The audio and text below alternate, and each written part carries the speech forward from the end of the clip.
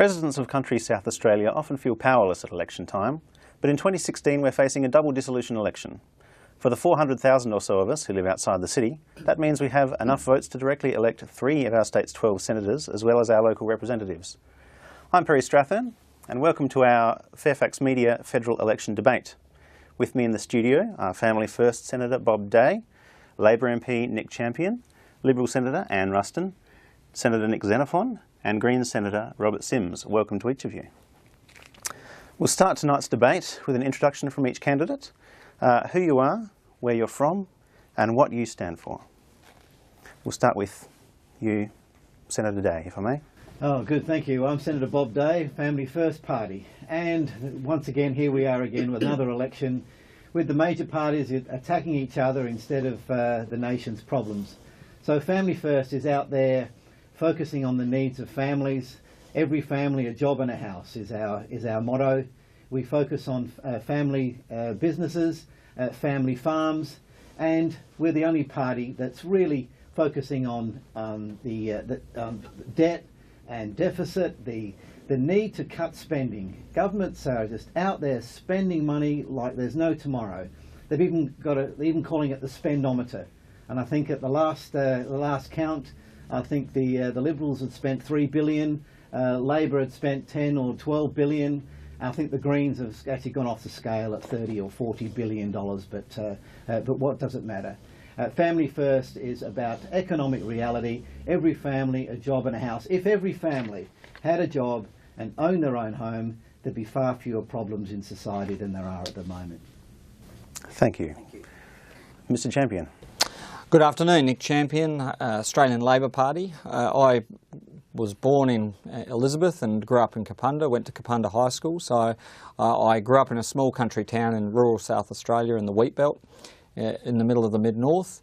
A shortened Labor government will do two things that are critical for country people. We'll invest in the nation's people by investing in things like the Gonski education reforms and by protecting Medicare, and we'll invest in infrastructure, which are things like critical things for the country, like the national broadband network and roads and rail. They're the critical parts of what a shortened Labor government will do for the 8 million Australians who live outside of the cities, who are a critical part of our nation, not just in terms of the wealth they create, but in terms of the nation's identity. So they're the critical things that we're committing to rural residents of every country town across the nation. Thank you. Senator Ruston. Thank you very much. Anne Ruston, Senator for South Australia, and I might add the only rural and regionally based senator. I have my office in the country and I live in rural and regional South Australia in Renmark. I believe the most important role of government is to build a strong framework that allows the economy to flourish. Only a strong economy and a growing economy can create the jobs, can reduce the debt, and can allow us to continue with our general social services network system that we have. Currently, we're borrowing money just to pay the interest on our debt, and that's not sustainable. So if we want to return to surplus, we want to pay down the debt, and we want to do this without reducing the standards of living and healthcare and education that we've come to expect, we must either grow our economy domestically or grow it internationally. We have a plan to do both. That plan's fully funded and it's fully costed.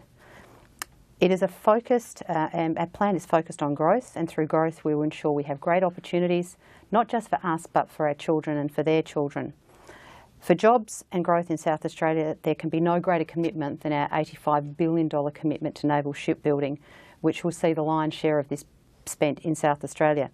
This isn't just about building ships, it's about educating our children to have the skilled jobs that they'll need into the future, and it's about creating high-tech industries to support that shipbuilding opportunity that has been provided by the Coalition Government to South Australia.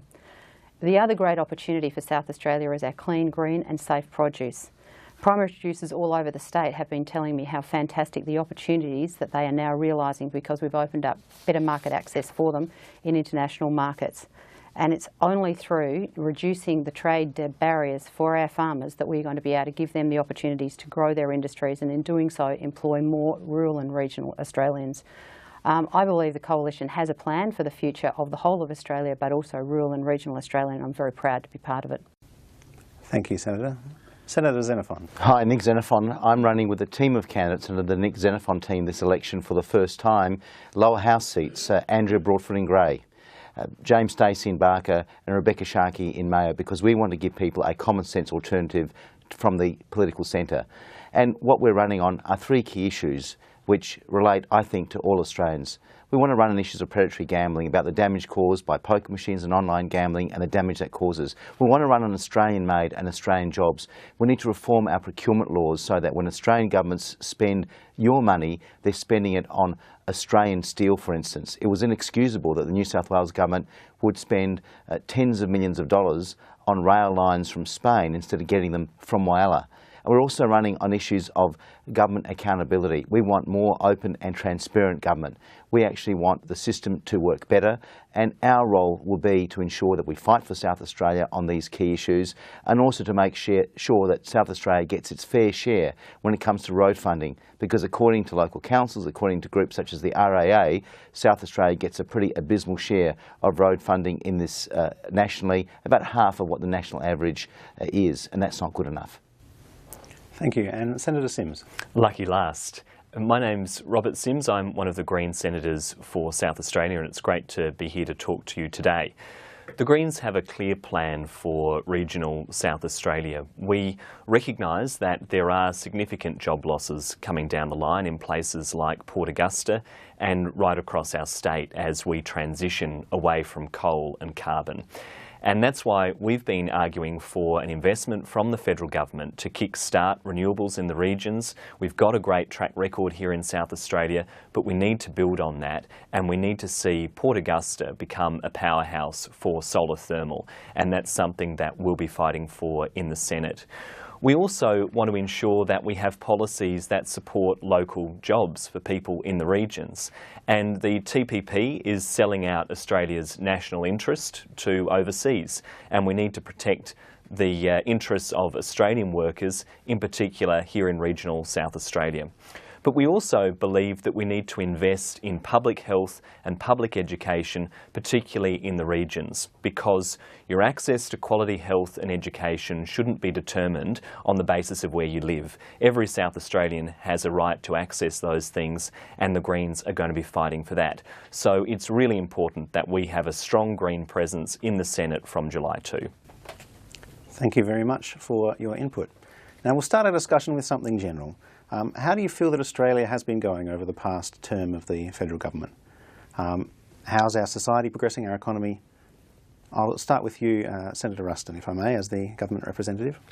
Well, certainly we've seen an upturn in the economy, and the fact that last year we had record numbers of new jobs created in the economy, I think is a sign that some of the policies that have been put in place by the coalition government are starting to work.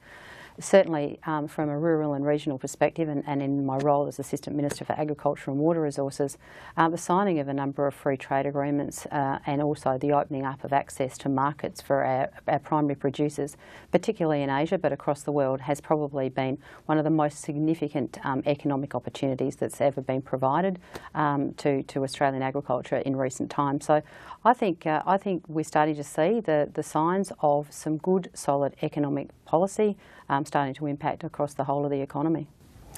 Do you agree that things are going so rosily, Mr Champion? Well, probably not. I would say that this is a government that's had 2 Prime Ministers, 2 Treasurers, 3 Defence Ministers and 14 other ministerial changes. And when they came to government, they promised adult government, and what we've seen is chaos and instability. And of course, that plays out and flows on to every part of the community, every part of our society, and that's why Anne and the Prime Minister have to sort of grasp at this most latest result in terms of the nation's economic figures, because this is a government without any real achievements of its own. The one thing we do know is the one job that Malcolm Turnbull was charged with was to wreck the NBN. That was the Abbott government's mantra to Mr Turnbull. We now have a national broadband network which has doubled in cost, where the costs of trying to rescue an antiquated copper network have blown out by 1,300%, and where we've gone from having the 30th fastest speeds in the world to the 60th. So we've gone backwards in every area. We will touch a little more on the NBN in one of our later episodes this week, but Senator Day. Yeah, can I chip in there? I mean, we've just heard from the government, from the Liberal coalition and from Labor. It's 9 years since this country had good economic management. When Peter Costello as Treasurer and Nick Minchin as Finance Minister competently ran this nation's economy. Since then, it's just been a continual more and more debt. And every year, and I think this year, the Treasurer, Scott Morrison, has forecast spending of $450 billion and revenues of about 410. So there's a $40 billion shortfall, and the two major parties are just outbidding each other. Who can chalk up the most debt? We need an alternative. Senator Sims, what do you think of that? Well, I certainly don't think the alternative is Family First, given their economic approach seems to be to shut down the federal departments of health and education to save money. The Greens think that this federal government has got the wrong approach when it comes to the economy. How can it be that in 21st century Australia we can be seeing a government giving a tax break to the big end of town at the expense of Australians who are doing it tough? And we've seen under the Malcolm Turnbull budget the same Abbott-style economics that ends up assisting the big end of town at the expense of some of the most vulnerable members of our community. So we would like to see more investment in public services so that we can ensure that all Australians have the opportunity to reach their full potential and to get ahead in life. One of the things that Mr Champion touched on was instability in government. And when we look at this election, we see perhaps not so much instability, but certainly unpredictability cast into this situation by Mr Xenophon, by your party. And what do you make of? Well, look, the question was, how do I think the nation's travelling? The nation needs to travel much better than it is. We are at the crossroads when it comes to manufacturing. A recent report showed that of OECD nations, we are doing worst in terms of manufacturing. We've lost 200,000 manufacturing jobs since the GFC. What Joe Hockey did in Parliament in December 2013 to basically taunt General Motors Holden to leave the country was actually reckless and irresponsible. We now face a collapse in the automotive supply chain. By the end of next year, there are 200,000 jobs that could be at risk, particularly in South Australia and in Victoria. And it doesn't make sense to me that the government didn't make an effort to ensure that the supply ships, at least the modules of those, the inside of those supply ships could at least have been done here in Australia to save hundreds of jobs. And the other big issue here is at Arium, the steelworks in Arium. We cannot afford to lose our steel industry in this country. It is a bedrock of manufacturing. The federal government needs to listen to what the Administrator, Mark Mentha, is doing, who has enormous respect from all sides in his work to save Arium. We need a rescue package for Arium, because the consequences of not putting that rescue package up is that we'll be paying so much more in welfare payments and the human cost will be so much greater. Just very quickly, Senator Day. Can I just pick up on the Greens' comment about the tax cuts to the big end of town? There's irrefutable evidence from around the world that if you reduce tax rates, revenues to government do not fall. I'll say that again. When you reduce tax rates, government revenues do not fall, they increase. And whether you look at Scandinavia or the United States, the UK, even Australia, when Australia reduced its company tax rate from 39% to 30%, revenues went up. And we all know why. It's not about arithmetic, it's about human behaviour and how people go about managing their affairs when tax rates are too high. Very quickly, Senator Sims. Just to respond to that, Bob's wrong on that. And actually, I think what we've seen over a few governments now is that this idea that you can somehow slash revenue and it's not going to impact on services doesn't make sense. We do have a revenue problem here in our country and we need to start investing in public services. Well, in tomorrow's session we'll be talking a little bit more about big government versus small government. But for one final overview question, what do you feel, some of you have mentioned jobs and manufacturing, what do you feel is the biggest issue affecting country SA at the moment? I'll take any answer. Can I go first on that one? You know, I've run small businesses. Most businesses are small businesses, family farms, trucking companies and so on. And the cost of doing business, I hear this wherever I go, that the cost of living and the cost of doing business now is just prohibitive. Most small businesses, their owners are working 7 days a week, 24 hours a day, would love some help, but the cost of employing people is prohibitive. And yet in country towns, for example, we have young people who are living at home rent-free. They drive dad's ute or mum's car, they know where they can get a local job, but the workplace regulation rates and penalty rates make it illegal for somebody to get a job under terms and conditions which suit them. So the cost of doing business, without doubt, is the number one issue that I'm coming across. Senator Ruston, small business owners are obviously your constituents. Absolutely, and I'm a small business owner myself, and there is no doubt that in rural and regional South Australia at the moment we're going through a transition. But what we've got to do is we've got to put some positive things in place so that small business and our rural and regional economies can thrive. I was delighted with the small business package that was put forward by the coalition government at the budget, and that package is part of what we want to take into the future. We now recognise that small business is not just $2 million turnover, it's now $10 million. So we're going to afford to any business under a $10 million turnover all the tax and other advantages that small businesses currently receive under $2 million. And so I think what we need to do in rural and regional Australia is, yes, we do need to get rid of as much red tape and regulation as we possibly can, but in doing so we've also got to give business the opportunity so that it can operate in its own space and deliver for itself. I agree to some degree with Senator Day. We need to get out of their way and let them get on with the job. Senator Sims? Jobs are absolutely critical in regional South Australia, and I talked a bit before about the Greens' plans to boost investment in renewable energy as a way of creating some of those new opportunities. But I think there are also some big issues playing out in the regions, things like coal seam gas and fracking. And the Greens don't want to see that happening and that being imposed on communities against the will of farmers. It has a really serious impact on our natural environment, but also on the assets that farmers hold, and we don't want to see that go ahead. And we also don't think that regional communities should have a nuclear waste dump imposed on them against their will. I recently went to Hawker and I met with some of the traditional owners there and members of the local community about the impact that that would have on that region. So we do need to have strong voices that are there fighting for regional South Australia and ensuring that we're not forcing communities to saddle things like nuclear waste or seeing their land being sold off to foreign interests without appropriate oversight. Mr Champion, I know your party has some slightly different views on small business and how we can help out. Well, we've said we're back in the small business tax cut for businesses under $2 million, but in answer to your question about what's the most sort of contemporary issue in country South Australia, I find it's about a sense of equality between, you know, the centre of the city and these small country towns and regional communities, you know, in South Australia.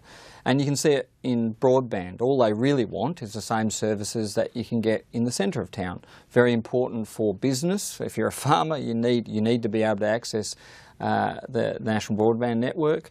Very important for small business, very important for health and education services. Increasingly a matter of a digital divide emerging in our community, and you can see it in towns like Gawler where half the town is on fibre and the other half is on this sort of old copper network which has been cobbled together by the government. It happens in health as well. We know the further you are from the post office in town, the more likely you are to die of cancer, and cancer services, which were improved in the last Labor government, are critical areas where we can push some of these services out into the country rather than centralising them in the city. Education is another great example. The big beneficiaries of what Labor did in government last time in terms of needs-based funding really actually impacted in the country, and I was surprised about how many country schools benefited out of some of the spending that we did in education.